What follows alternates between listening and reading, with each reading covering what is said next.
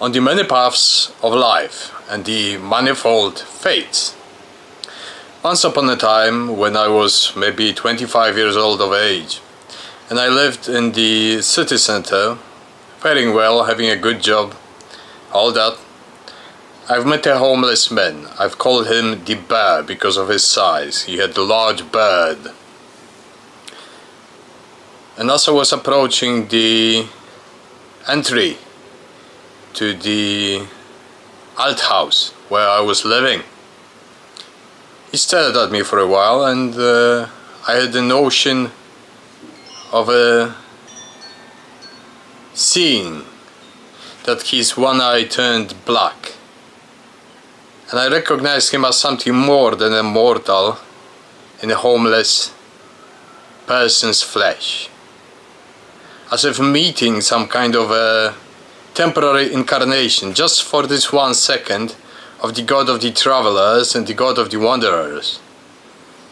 And I started wondering, how come this man ended up homeless? How come his life was destroyed? Was it due to his own fault? Was this due to some catastrophe, bad decision making, and so on? And throughout life, as I was tried multiple times and ruined, as my reputation went down to null, as I was slandered and buried in lies, as illusions were created around my person, sometimes creating false stench, sometimes illusions of allure, of being more attractive than I am, sometimes allure of disgust, of something degrading, and people around didn't know that, but they behaved in a certain manner. When I had this force of attraction of a disgusting old wretch, yet I was a noble, strong man, I didn't know why people hate me. And I've seen those shadows amassing around, manipulating with the illusions, with the perceptions of other people around me. And I've learned to defend myself. There were so many times when the shadows of the dead, of those attached to things in life, tried to pull me into alcoholism, into drugs, into self-destructing habits. You know, Christians call them the devils, but these are the dead that are walking in the background, that are adding evil to evil, pulling more and more into this cycle of filth. And they know that it is unjust, and they know the lives are ruined, and there are more sensitive people that break and ask, why? What have I done? Is it unjust? And then the shadows point at them and say, oh yes. Did you suffer? Nobody gives a fuck. Will you fall into alcoholism and drown? Did you lose your family, your daughters? Did your daughter commit suicide? We don't give a fuck. Did you end up in the streets? We don't give a fuck. But do people give a damn? Well, people don't. Usually, if you fall from a great position down into the shrapnel, down into the shit of the streets, all your friends abandon you, they disappear.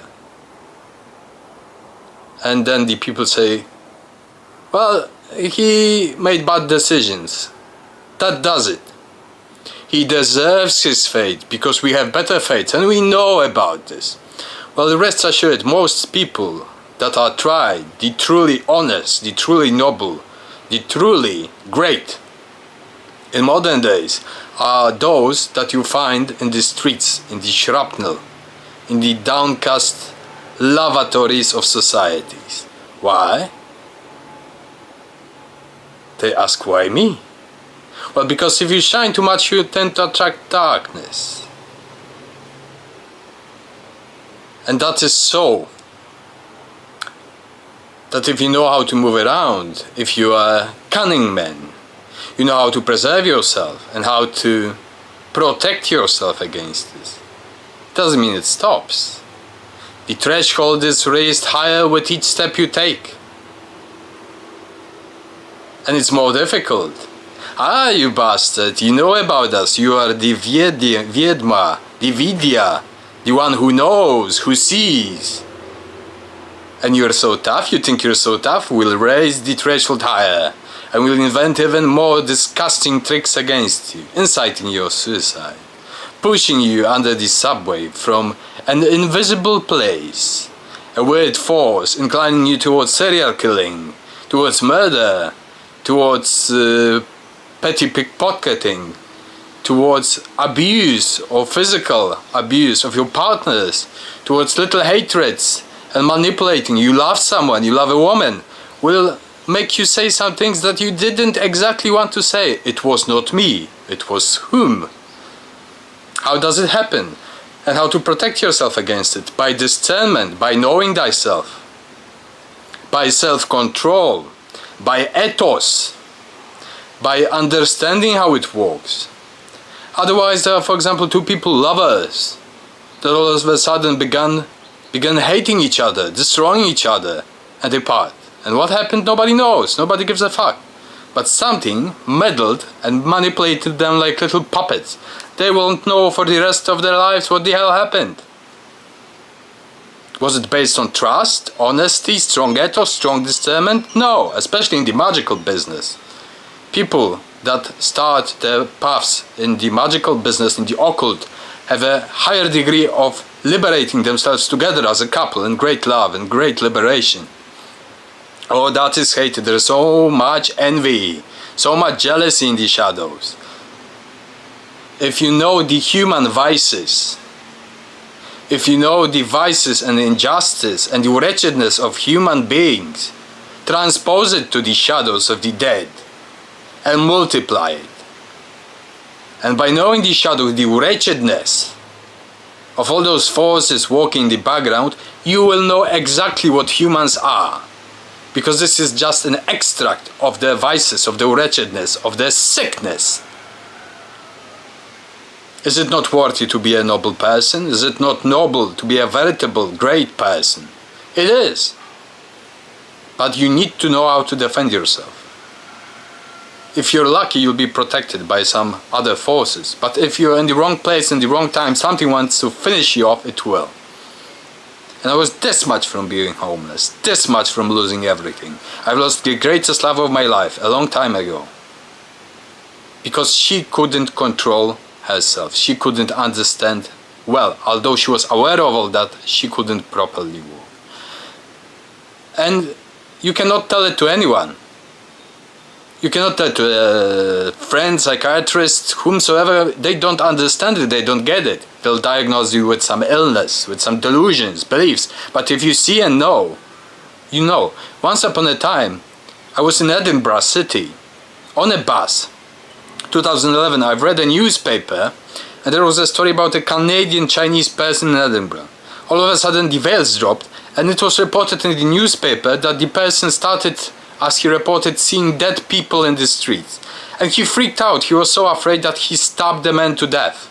He ended up in the psychiatric criminal institution, a prison. And I've read that, and I knew that this guy seen what I see. He's seen the dead. He lost it. He killed an innocent person. He ended up for the rest of his life in some shitty nut house. But he won't even know it.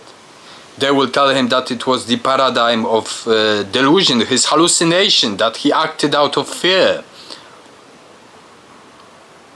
You know how many people, how many noble people drowned in such a way? They were destroyed, turned homeless, exterminated from the field of action, effective action in the human world. And who goes up? Crooks! Disgusting crooks, spineless shits. Yet, then again there is a consolation that after you lose everything, the gods remember you. And the longer you last, heroism, mnemosyne, the longer you remember, the greater your spirit.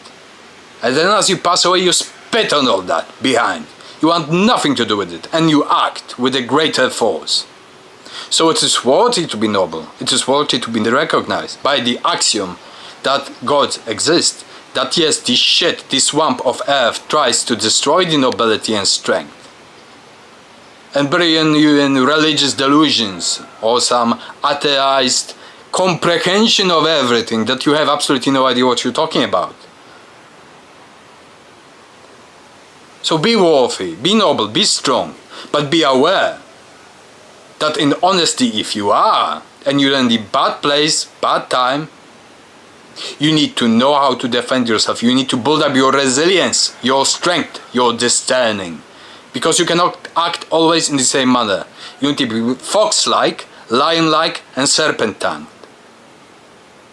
Remember this. Thank you.